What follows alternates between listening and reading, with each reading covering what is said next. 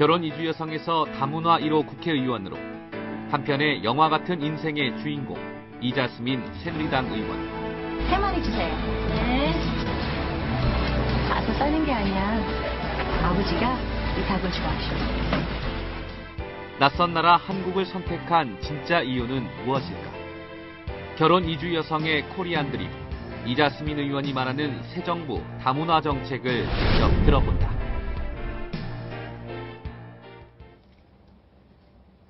결혼 이민자나 귀화자의 10명 중 4명이 외국인이라는 이유로 차별이나 무시를 당했다는 조사 결과가 발표됐는데요. 다문화 가정에 대한 인식이 개선되기는 커녕 3년 전보다 더 나빠졌다고 합니다. 네, 다문화 1호 국회의원이시죠. 새누리당 이자스민 의원 모시고 이주민과 다문화 가정에 대한 이야기 나눠보도록 하겠습니다.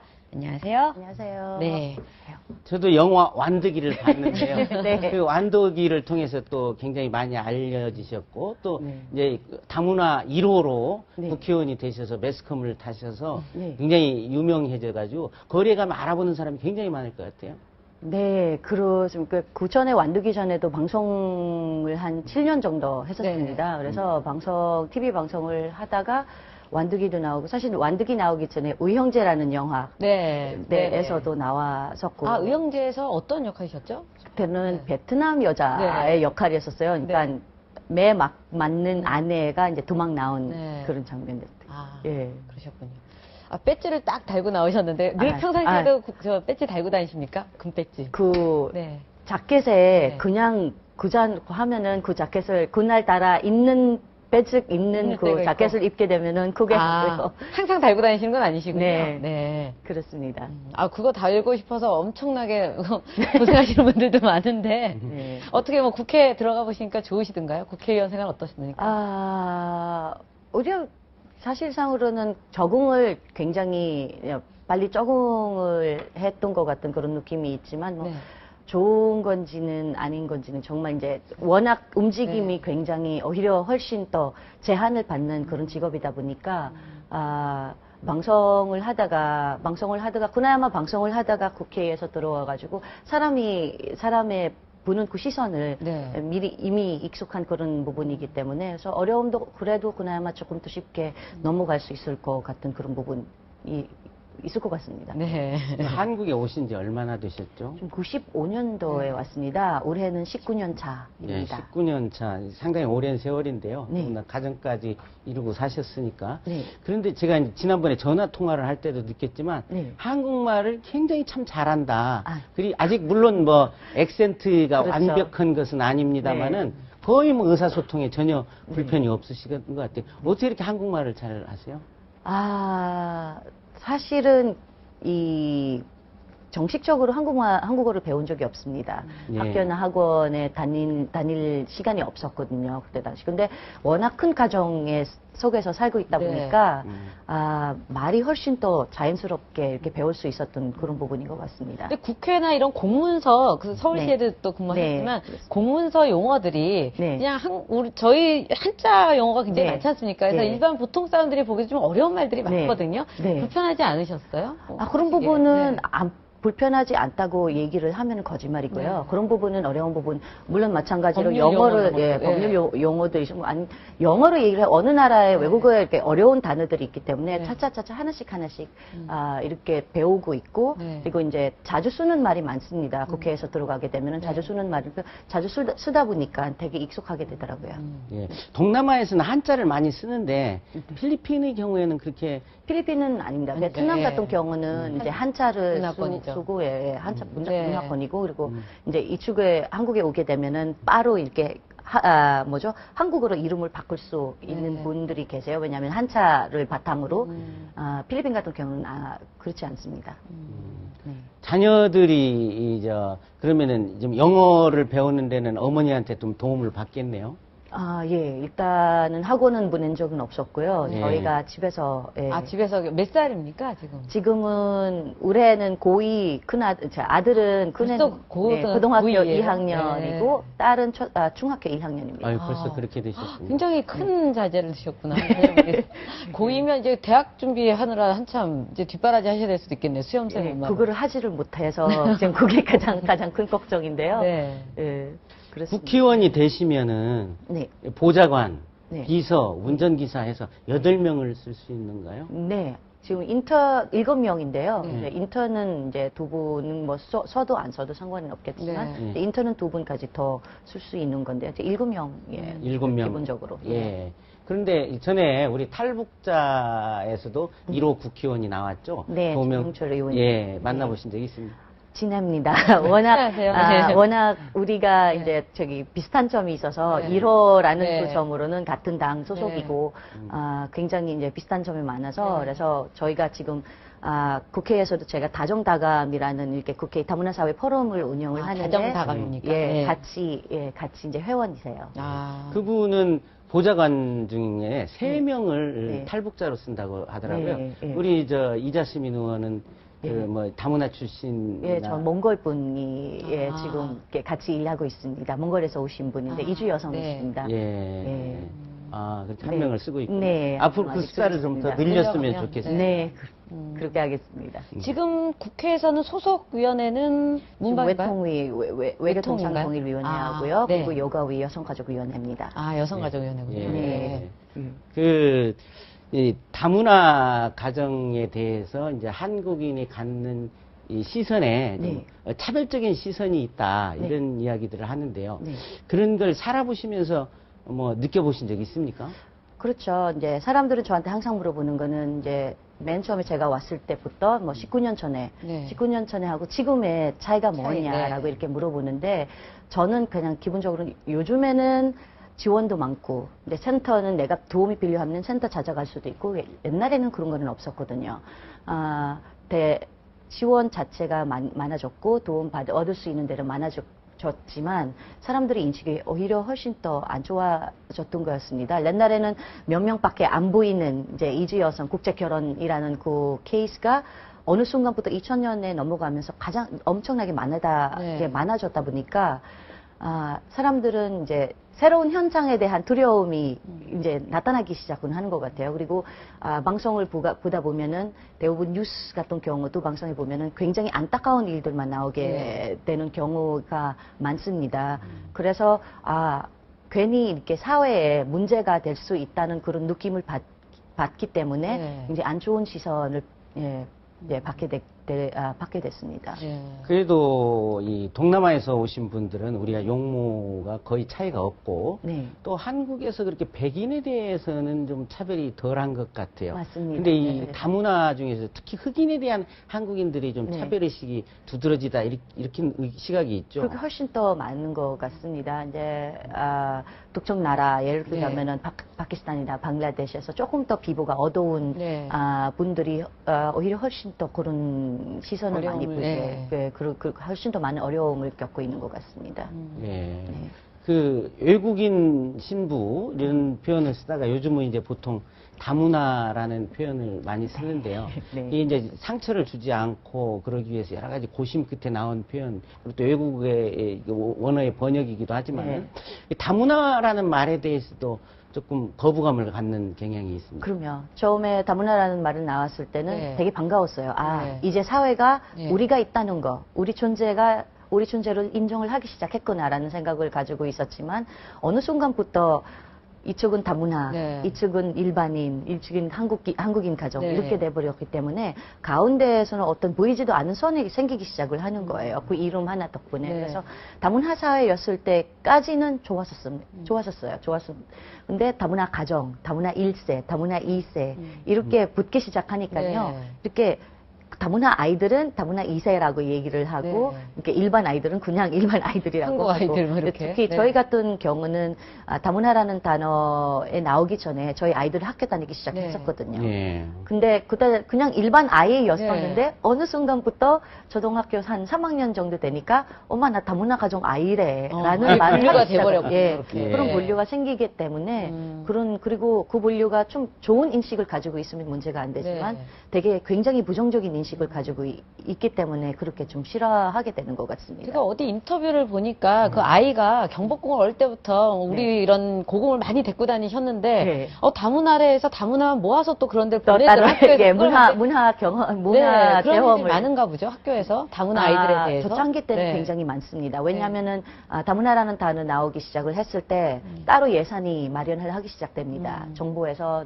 나라에서 예산을 따로 마련을 하기 시작했기 때문에 그 예산을 써야 되기 때문에 여러 부처에서 전부 다 그 예산을 받고 있기 때문에 뭐 교육청 같은 경우는 교육부 같은 경우는 이제 학교에서 다문화 가정 아이들을 위한 이렇게 예산이 배정이 됐기 때문에 써야 되기 때문에 네. 그런 부분이 근데 한참 그게 앞서가지만 우리 제도가 이제 정책은 앞서가지만 이제 막상 밑에서 시행을 단계에서는 아무런 준비가 되지 않은 상태에서 그래서 무엇을 해야 되지 예산은 있기는 하는데 무엇을 해야 되라는 그런 혼란이 가져가게 됩니다. 그래서 그 혼란에 일어나면서 그냥 이거라도 하자. 이 사람들 이 아이들은 뭐 문화 체험을 해야 되기 때문에 네. 뭐 한 번 더 경복궁 보내보자라는 그런 얘기가 나옵니다. 그래서 지금 용어에 대한 정리가 필요할 것 같습니다. 다문화 가정 아이가 사실상 우리 제도상으로는 정책상으로는 외국인 부모하고 이제 한국인 부모 결혼한 그런 가정에 이루어진 그런 아이들을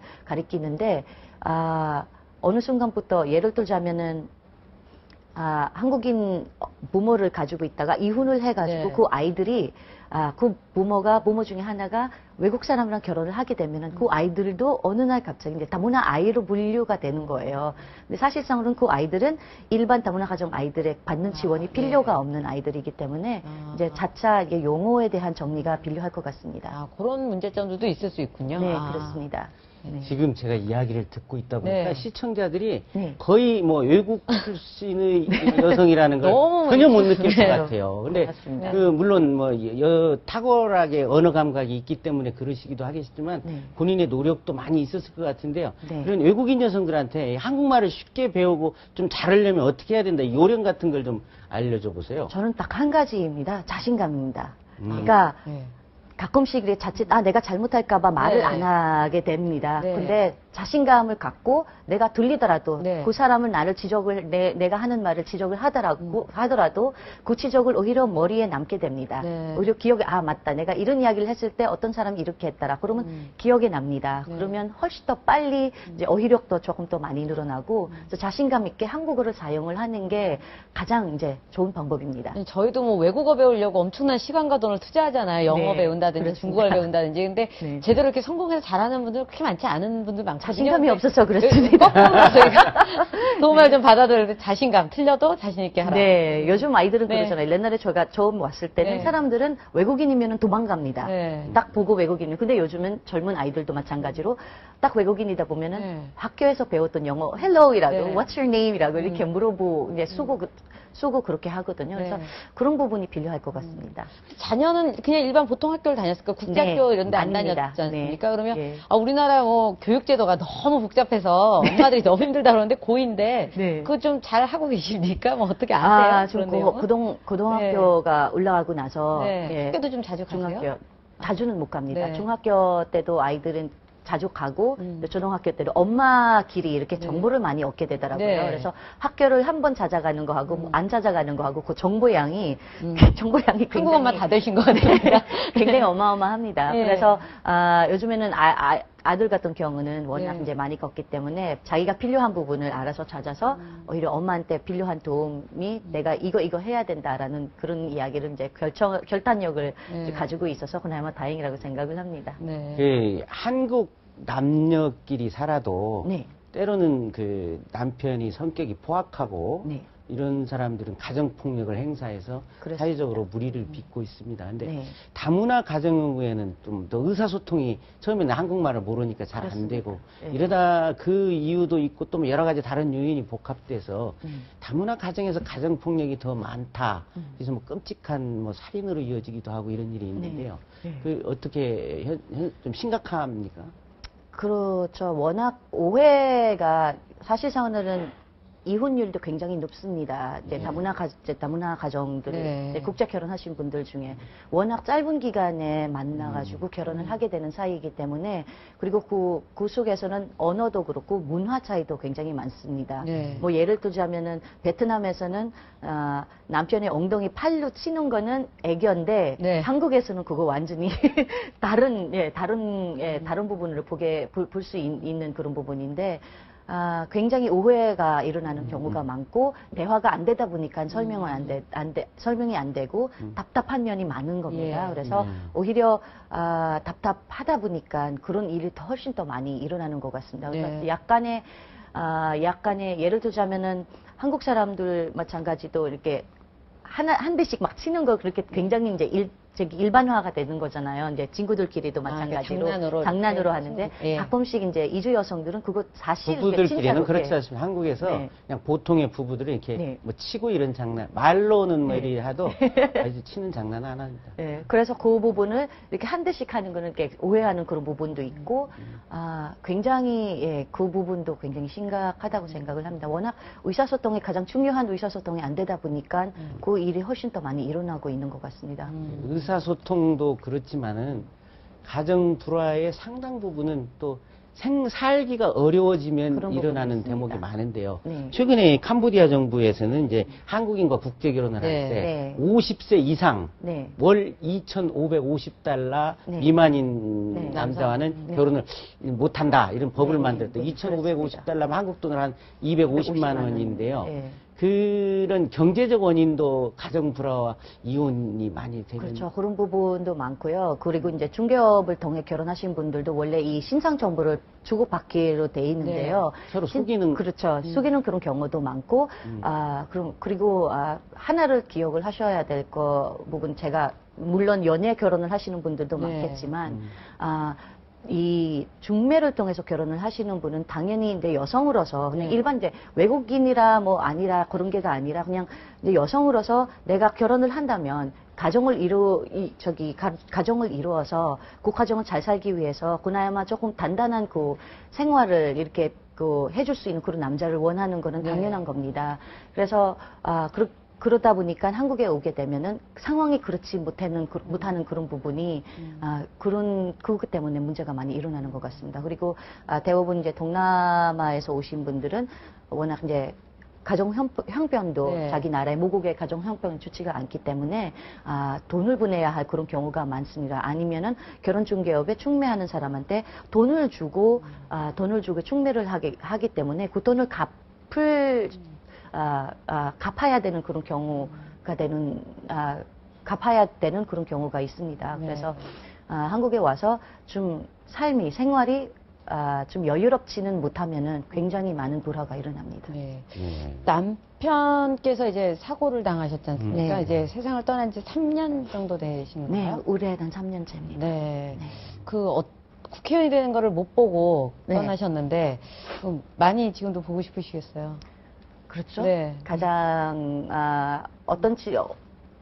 어떤 인터뷰에서 질문을 받았는데요. 이제 지금 이런 많은 어려운 일, 국회의원 되기 전에도 이제 많은 어려운 일을 겪었는데 누가 원망을 한 적이 있냐라는 그런 질문을 받았었는데요. 근데 사실상으로는 저는 누가 원망을 할 건 없고 이 길은 제가 선택을 한 거기 때문에 다만 원망을 할 수 있는 거는 남편이 일찍 이제 저를 도와줘야 맨날 옆에서 이렇게 도와준 그 사람이 없어서 그것만 원망할 뿐이고 다른 거는 그런 거는 없습니다. 그래서 당연히 이제 옆에서 누가 힘을 보태주는 사람이 한 15년 동안 힘을 보태주고 늘 옆에 있는 사람이 없기 때문에 그렇게 어려운 일 있으면은 네, 항상 생각이 나죠. 네. 예. 지금 시댁에서 살고 계시다고 들은 것 같은데. 예, 애초부터 저기 한국에 시집 올 네. 때부터 네. 지금까지 같이 살고 있습니다. 아, 그러시군요. 우리 채널A 프로그램 중에 혹시 시월드 이런 프로그램은 안 보십니까? 굉장히 그 혹시 들어보셨습니까? 시월드 프로그램은? 죄송하지만 전 TV를 안 볼 보시군요. 시간이요.